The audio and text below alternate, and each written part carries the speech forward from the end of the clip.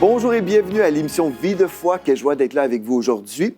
Et quelle bénédiction pour nous de passer du temps dans la parole de Dieu concernant ce sujet hyper important. Aujourd'hui, on va parler comment être libéré de la peur des événements extérieurs. Donc, on va parler de terrorisme, on va parler des choses qui peuvent nous faire peur juste dans le monde naturel, les choses qui sont à l'extérieur de nous. Et on va juste faire un retour rapidement aujourd'hui sur un texte qu'on a lu hier dans 2 Timothée chapitre 1 au verset 7. 2 Timothée chapitre 1 au verset 7, il est écrit « Ce n'est pas un esprit de timidité ou de peur ou de crainte que Dieu nous a donné, mais un esprit de force, d'amour et de sagesse. » Et cette semaine, on va voir vraiment le rôle de l'amour concernant la révélation qu'on peut être libéré de la crainte. L'amour, c'est vraiment très important. Et je pense que la majorité des chrétiens ne comprennent pas véritablement le rôle de l'amour dans ce que nous parlons, en fait, concernant la crainte. Et on va voir ensemble vraiment comment c'est important. Mais on va prendre le temps, on va vraiment prendre notre temps pour déposer la parole de Dieu en nous, pour recevoir des révélations. Parce que ce n'est pas simplement la parole qu'on entend qui compte, mais c'est la parole qu'on reçoit en nous qui fait une différence. Donc, on l'entend, mais on la reçoit et puis on la dépose en nous comme une semence qui doit produire, en fait, une récolte dans notre vie. Et cette parole de Dieu va vous libérer de l'esprit, en fait, l'esprit de crainte qui peut dominer dans votre vie. Je veux juste faire un rappel aussi d'une chose très importante que j'ai mentionnée hier, c'est que la connexion du royaume au royaume des ténèbres se fait par la crainte. Donc, votre crainte ou la peur qui est là vous connecte à l'esprit des ténèbres. Mais, en fait, la connexion au royaume de Dieu se fait, contrairement à la crainte, mais cette fois-ci, c'est par la foi. Donc, votre foi va chercher la provision de Dieu. Donc, la connexion au royaume des ténèbres, c'est par la peur. Mais la foi se connecte à Dieu et au royaume de Dieu. Donc, c'est ça que vous voulez faire. Et on doit vraiment être vigilant parce que des fois, avec les choses qu'on peut entendre, surtout de nos jours, il y a toujours des reportages concernant le terrorisme, des choses terribles qui se produisent dans notre monde. Bien, on doit vraiment être vigilant et se protéger pour ne pas entrer dans une dimension du royaume des ténèbres. Parce que la crainte, littéralement, peut ruiner notre vie. Et le sentiment de la peur tolérée nous connecte à l'esprit de la peur, qui est l'esprit de servitude, et c'est vraiment un esprit d'esclavage qui vous lie. Cet esprit de crainte vous lie et vous empêche de vivre. Il y a des gens qui ne quitteront pas leur demeure ou ils vont choisir de faire certaines choses parce qu'ils sont toujours intimidés par un esprit de crainte. Ah, on ne peut pas aller là parce qu'il y a des grandes foules, j'ai peur du terrorisme, par exemple, ou je ne veux pas faire telle ou telle chose parce que j'ai des craintes de ceci ou cela. Bien, la crainte, en fait, est en train de vous gérer la vie et vous êtes en train de vous permettre, en fait, d'être des esclaves de cette crainte qui est là. Mais aujourd'hui, on va apprendre comment être libéré des événements ou des peurs des événements extérieurs, des choses qui sont à l'extérieur. Et demain, on va voir les craintes intérieures qu'on peut avoir, tout ce qui peut nous perturber, les oppressions, tout ça aussi. Donc, premièrement, on va aller ensemble dans Ésaïe, chapitre 26, et au verset 3. Je vais vous lire dans la version anglophone King James, certainement la version traduite en français. « Tu le garderas dans une paix parfaite. » Donc, je vous lis Ésaïe 26 au verset 3. « Tu le garderas dans une paix parfaite, celui dont l'Esprit s'appuie sur toi, parce qu'il se confie en toi. » Voyez-vous, si on se confie en Dieu, on peut vivre dans une paix parfaite. Et c'est ça que Dieu veut pour nous, qu'on soit vraiment dans une paix constante. Et vous savez, vous pouvez aller dans un endroit très dangereux, mais si vous êtes dans la volonté de Dieu, vous êtes plus en sécurité là où Dieu vous appelle que d'être là où vous imaginez être en sécurité. Et en fait, Dieu ne vous appelle pas à être là. Vous comprenez? Donc, si Dieu vous appelle à aller dans un pays où il y a la guerre, si c'est la volonté de Dieu pour votre vie d'être là à ce moment-là, vous êtes en sécurité parce que vous êtes dans le Seigneur et vous vous confiez en le Seigneur.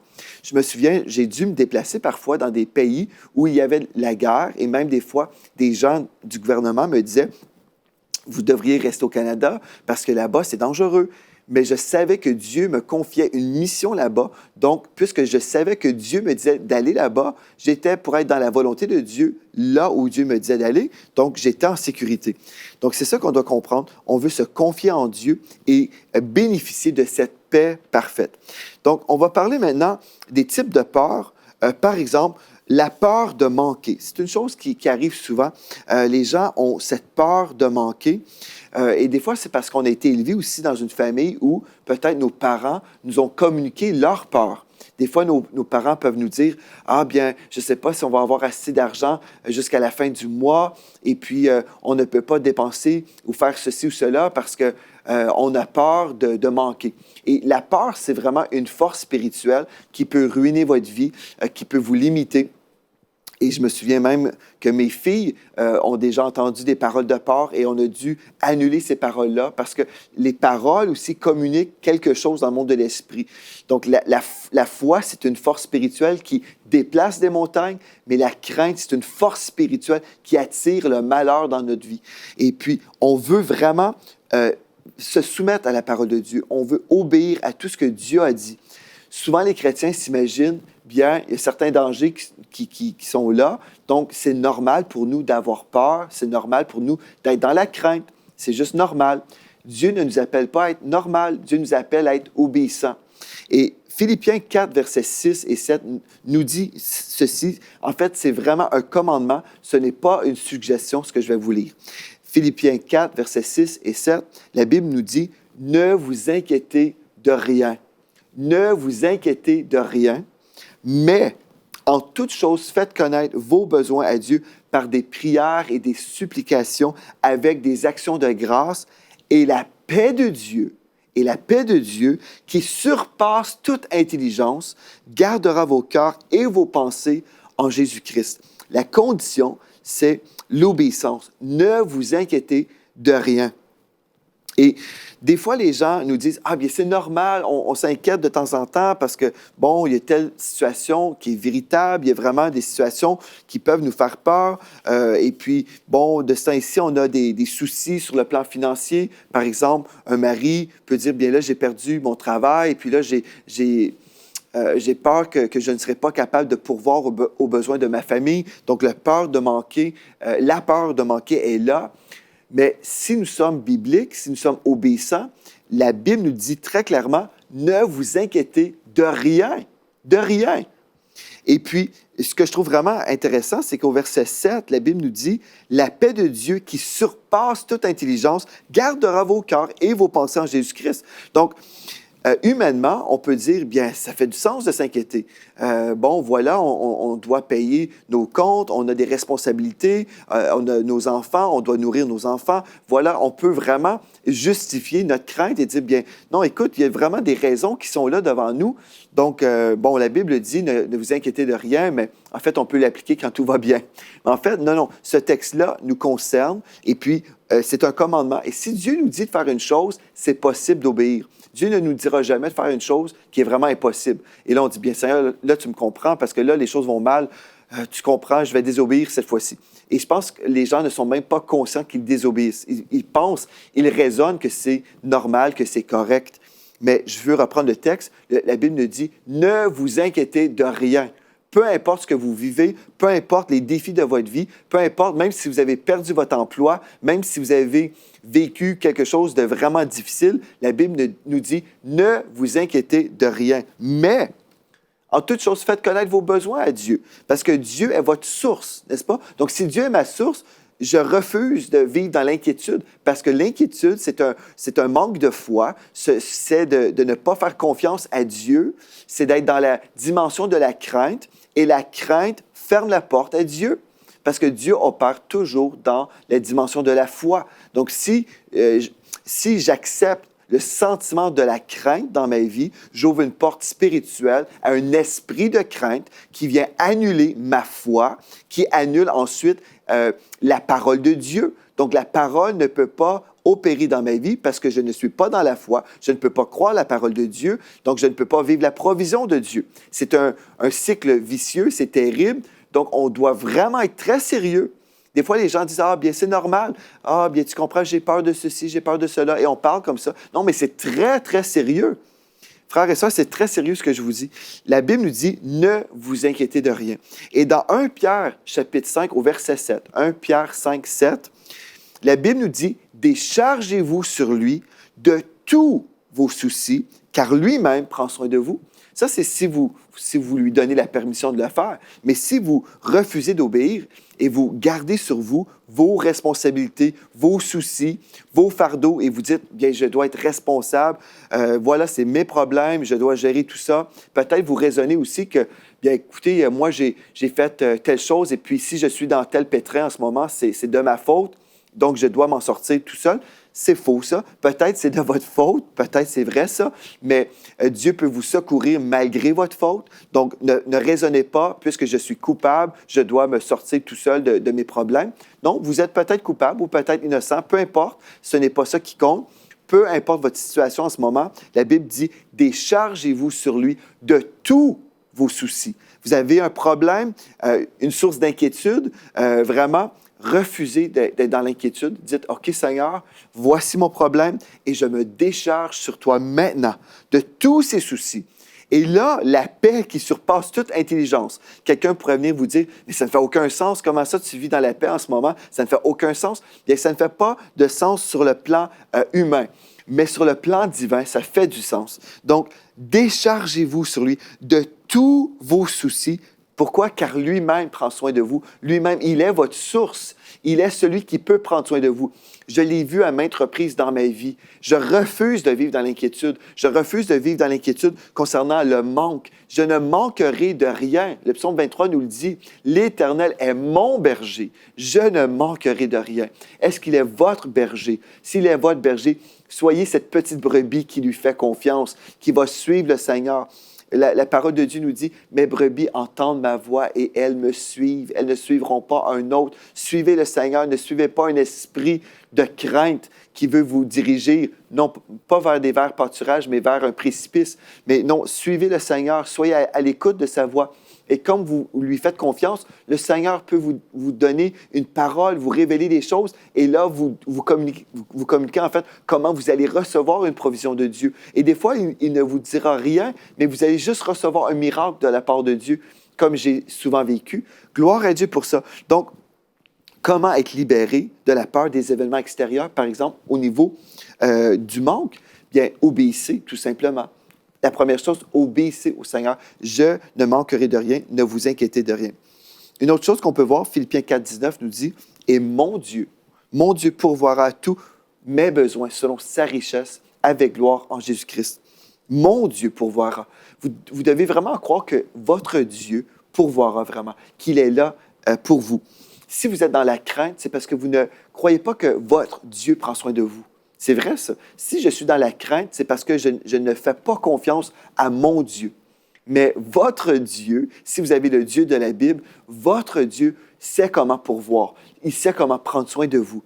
Mais vous devez lui faire confiance et dire, « Seigneur, je crois que tu es ma source. Tu prends soin de moi. » Et au lieu de prier tous les problèmes et vos inquiétudes, commencez à prier les solutions. Dites, « Seigneur, je crois que tu pourvois tous nos besoins. Seigneur, nous avons besoin de manger cette semaine. Merci parce que tu prends soin de nous. Il ne nous manque rien. » Gloire à Dieu. Une autre chose très importante, la peur du danger. Nous vivons dans un monde où il y a toutes sortes de choses qui se passent en ce moment. Oui, il y a des personnes très méchantes qui sont dans notre monde, des gens cruels. On entend constamment parler de terrorisme. Est-ce que nous, les enfants de Dieu, est-ce qu'on va être limités dans nos sorties, par exemple, parce qu'on a peur? Est-ce qu'on va être limité dans nos voyages ministériels parce qu'on a peur? Je me souviens, j'ai voyagé, comme je vous ai dit, dans des pays où, parfois, c'était très dangereux. Et je sais qu'un esprit de crainte a déjà voulu vraiment m'influencer. Et j'ai dû lutter le combat de la foi et chasser cet esprit-là. Et on va voir cette semaine, est-ce qu'on peut simplement chasser un esprit de crainte ou est-ce qu'il y a d'autres choses qu'on doit faire aussi? Oui, on peut chasser des oppressions, mais ensuite, on doit choisir la foi et on doit choisir l'amour parce que l'amour parfait bannit ou chasse la crainte. Et on va voir ça dans notre prochaine émission. On va prendre le temps vraiment, on va comprendre les profondeurs de l'amour de Dieu. Parce que souvent, les gens s'imaginent, « Ah, l'amour, c'est quelque chose qu'on ressent. Ah, je me sens aimé. » Non, non, c'est pas juste ça, là. L'amour de Dieu, c'est puissant, vous verrez. Mais on peut avoir la peur du danger et dire « Ah non, moi, je ne veux pas voyager, je veux rester à la maison » ou « J'ai peur de prendre l'avion ». Il y a des gens qui ont peur de prendre l'avion pour plein de raisons. Peut-être l'avion peut s'écrouler ou peut-être il va y avoir une bombe sur l'avion. Bref, il y a plusieurs personnes qui sont limitées, qui sont vraiment dans un esprit d'esclavage, une peur de la mort. Qu'est-ce qu'on va faire? Écoutez bien ceci. Je vais vous lire un texte révolutionnaire, Luc 21, verset 9. Le Seigneur Jésus savait qu'on pourrait craindre, et partout dans la Bible, je crois qu'il y a 365 avertissements. Ne crains pas, ne crains pas. C'est un commandement de la part de Dieu. Ne crains pas, 365 fois. Pour chaque journée de votre vie, vous pouvez entendre le Seigneur vous dire, ne crains pas. Ne crains pas, parce que si je crains, si j'ai peur, j'entre dans la dimension du diable. Et Dieu nous dit, non, non, non, il ne faut surtout pas entrer dans la dimension du diable. Demeurez dans la foi. Ne crains pas. Écoutez bien ceci. Luc 21, verset 9. Quand vous entendrez parler de guerre et de soulèvement, ne soyez pas effrayés. N'ayez pas peur, dans la version King James. N'ayez pas peur, car il faut que ces choses arrivent, premièrement, mais ce ne sera pas encore la fin. Verset 11, dans la version Parole de vie. Il y aura de grands tremblements de terre. Et dans plusieurs régions, il y aura la famine et de graves maladies. On verra des choses terribles dans le ciel et les gens auront très peur. Les gens auront très peur. Les gens seront terrorisés. C'est ça que la Bible nous dit. Mais Dieu savait tout ça. Il nous a avertis. Le Seigneur Jésus nous a dit toutes ces choses-là, mais pourtant, il nous a commandé de ne pas être effrayés. N'ayez pas peur. C'est ça que Dieu a dit. Mais vous dites, oui, mais il y a des tremblements de terre. Oui, mais il y a des famines, il y a des maladies graves qui circulent. J'ai peur d'avoir ceci, j'ai peur d'avoir cela. Dieu a dit, le Seigneur Jésus a dit, n'ayez pas peur.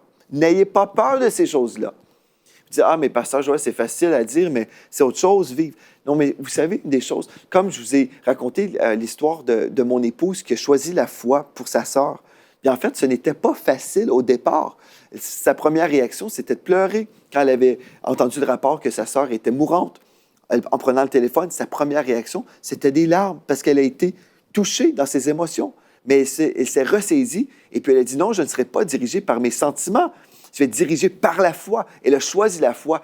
Et même si humainement, je sais que humainement, si on devait essayer d'avoir la foi, ça serait difficile. Mais Dieu ne nous dit pas « essayez d'avoir la foi ». Oh, essayez. Non, non, non. Choisissez la foi. N'ayez pas peur. On choisit l'obéissance. Je refuse de craindre. Je refuse. Je sais que certaines personnes sont appelées même à faire l'œuvre de Dieu. Peut-être vous êtes appelés à chanter et le diable veut vous intimider et vous dire « non, non, non, mais ne chante pas, ne prêche pas. » Ne sers pas dans telle chose parce que tu n'es pas assez bon ou tu as peur de parler devant les gens, tu as peur de chanter, tu as peur de l'opinion des hommes. Il y a plusieurs raisons pourquoi on pourrait en fait se laisser intimider. Il y a plusieurs choses qu'on pourrait faire. On doit comprendre, non, je ne serai pas limité ou influencé par un esprit de crainte. Si Dieu vous a appelé à chanter, si Dieu vous a appelé à prêcher, si Dieu vous a appelé à évangéliser, à voyager. Vous dites, je sais que c'est l'appel de Dieu sur ma vie, mais j'ai peur. Non, non, non, ne permettez pas à la peur de vous influencer. Gloire à Dieu. Je vais vous lire le psaume 91 concernant le terrorisme, les accidents, les maladies. En fait, j'ai déjà prêché une prédication complète sur le psaume 91. Vous pouvez aller sur le site web YouTube de l'Église de la Victoire et retrouver en fait la prédication sur le psaume 91. Je passe 1 heure à vous décortiquer le psaume 91. Si vous souhaitez, vous pouvez découvrir cet enseignement-là. Mais je vais vous lire à partir de la parole de Dieu ici, ce texte qui est absolument formidable. Vous devez choisir l'obéissance, mais une façon qu'on peut obéir, c'est en méditant sur la parole de Dieu, c'est en bannissant les raisonnements ou tout ce que le diable veut nous faire croire comme scénario. Le diable est très, très bon. Il vient semer des paroles, mais on doit les chasser. On doit chasser les pensées qui viennent du royaume des ténèbres et on remplace les pensées par la vérité de la parole de Dieu. Et je crois que le psaume 91, c'est un passage, un des meilleurs passages pour nous si on a peur du terrorisme, si on a peur des maladies, si on a peur des choses extérieures qui pourraient venir contre nous. On prend le temps, on dépose le psaume 91, on médite sur ce texte-là.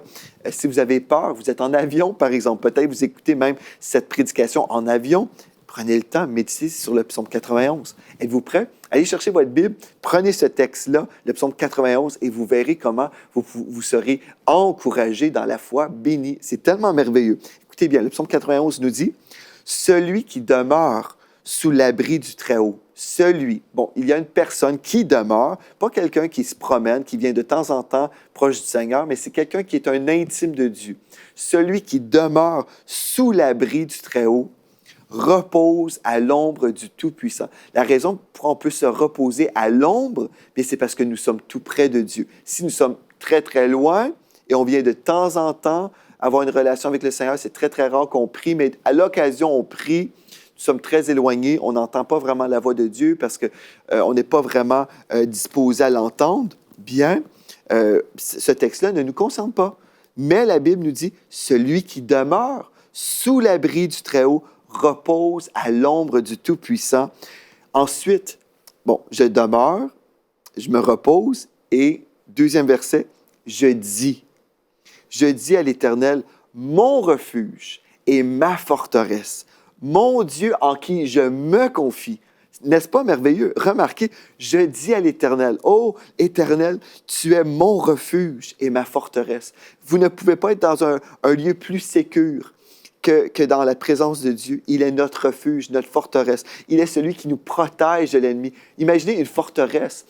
Des fois, on s'imagine une muraille qui est là. Et oui, moi, j'habite dans le Seigneur et il y a cette muraille qui encercle ma vie. Je suis entouré de la protection de Dieu.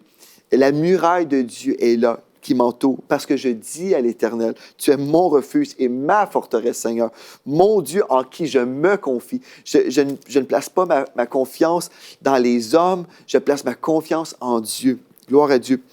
Car c'est lui qui te délivre du filet du chasseur, si on veut, de la peste et de ses ravages.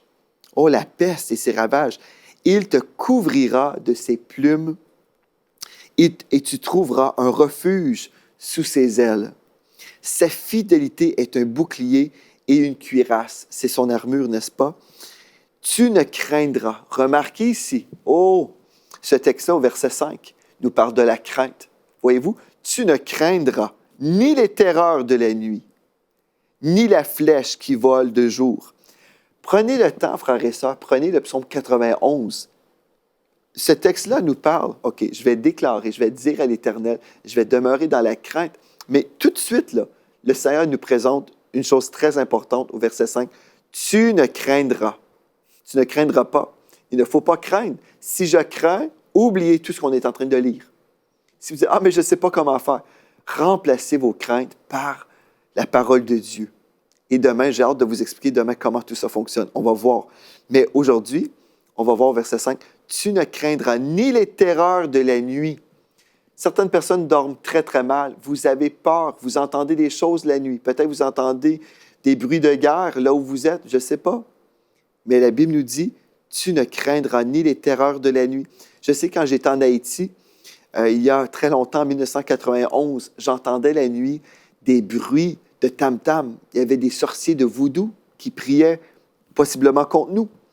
Mais la Bible nous dit, tu ne craindras ni les terreurs de la nuit, ni la flèche qui vole de jour, ni la peste qui marche dans les ténèbres, ni la contagion, les fléaux, qui frappent en plein midi. Remarquez bien ceci, là.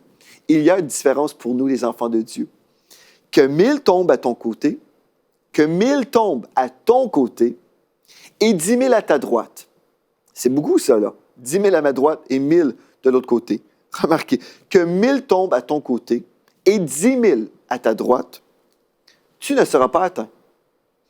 Les gens, des fois, vont être dans la raison, ils vont dire, mais partout, il y a des choses terribles qui se produisent et on n'ira certainement pas dans telle place parce que, écoute, c'est terrible, partout, tout le monde y passe, vraiment, c'est terrible.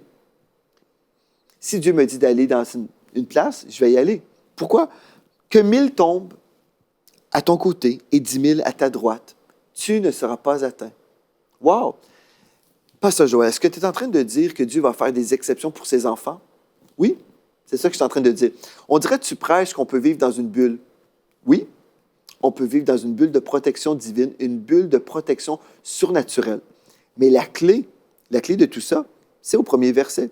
Celui qui demeure sous l'abri du Très-Haut repose à l'ombre du Tout-Puissant. On doit vraiment suivre le Seigneur, on doit se reposer en lui. Gloire à Dieu. N'est-ce pas merveilleux que 1000 tombent à ton côté et 10 000 à ta droite? Moi, je prends le temps aujourd'hui. Tu ne seras pas atteint. Il y a tellement de personnes qui pensent toujours au négatif, qui s'imaginent le pire. Méditez sur la parole de Dieu. Certains prédicateurs ont dit on ne peut pas croire le psaume 91 parce que c'est un langage poétique. Oui, c'est poétique, mais moi, je crois la parole de Dieu. Moi, je crois cette promesse pour moi. Et je déclare que les promesses de Dieu sont pour moi. Oui et Amen. Oui et Amen. Au verset 8, « De tes yeux seulement, tu regarderas et tu verras la rétribution des méchants. » De tes yeux seulement. On va peut-être écouter des émissions d'actualité et peut-être on va voir des choses. De mes yeux seulement. Pourquoi? Car tu es mon refuge, ô Éternel. Tu es mon refuge, ô Éternel. Tu fais du Très-Haut ta retraite. Au verset 10, « Aucun malheur ne t'arrivera. » Aucun malheur ne t'arrivera. Aucun fléau n'approchera de ta tente, car il ordonnera à ses anges de te garder dans toutes tes voies. Ils te porteront de peur que ton pied ne heurte contre une pierre. Tu marcheras sur le lion et sur l'aspic. Tu fouleras le lionceau et le dragon, en fait, toutes les œuvres du diable. Puisqu'il m'aime, je le délivrerai. Je le protégerai puisqu'il connaît mon nom.